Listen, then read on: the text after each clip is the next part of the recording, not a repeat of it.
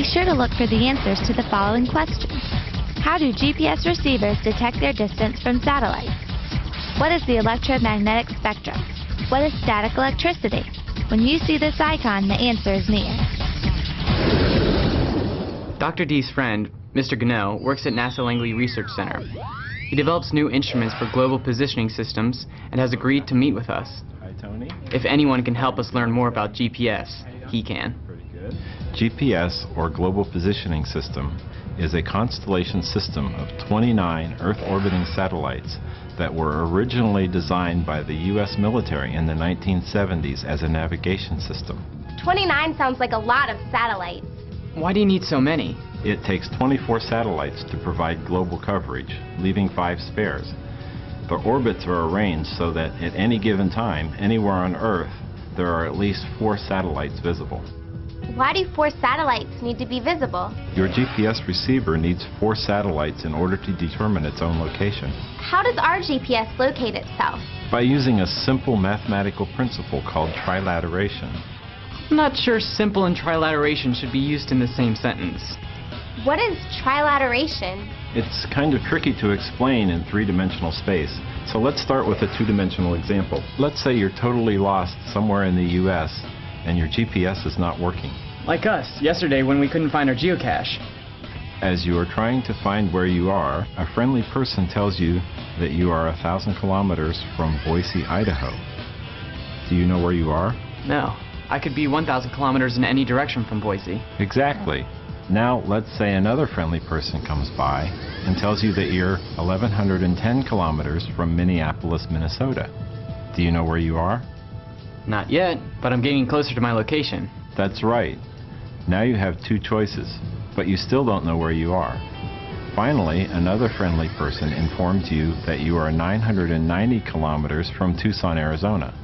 Now, do you know where you are? It looks like I'm in Denver, Colorado. Which, of course, I will be soon. The same concept works in 3-dimensional space, but instead of circles, you need to think in terms of spheres. And the satellites are the friendly people telling you how far you are from a place. That's right.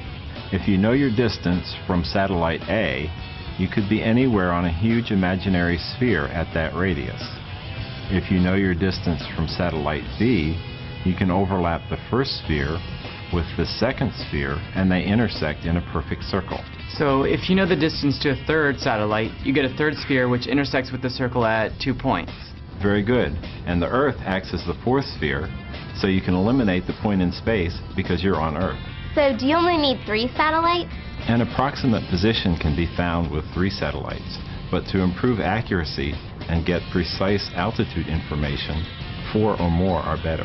How do GPS receivers know how far they are from the satellite? They analyze the high-frequency, low-powered radio signals from the GPS satellites and calculate the time the signal traveled. Do satellites have stopwatches? No, the satellites need to be more accurate than a stopwatch. The satellites use a very accurate atomic clock, which produces exact time-coded signals. And what happens if a satellite malfunctions? It's possible. Again, that's why we have 29 satellites when only 24 are needed, leaving a few spares. It helps to have extra. True. Here at NASA, we use GPS to determine the position of aircraft and satellites. And we also are developing a system to perform remote sensing of the environment. All of these tasks require precision information. Spare satellites make sure we get the data we need. Cool. NASA's always doing amazing things. Mr. Gano, what would happen if your GPS was only receiving a signal from 1 or 2 satellites? Would you get incorrect results? No.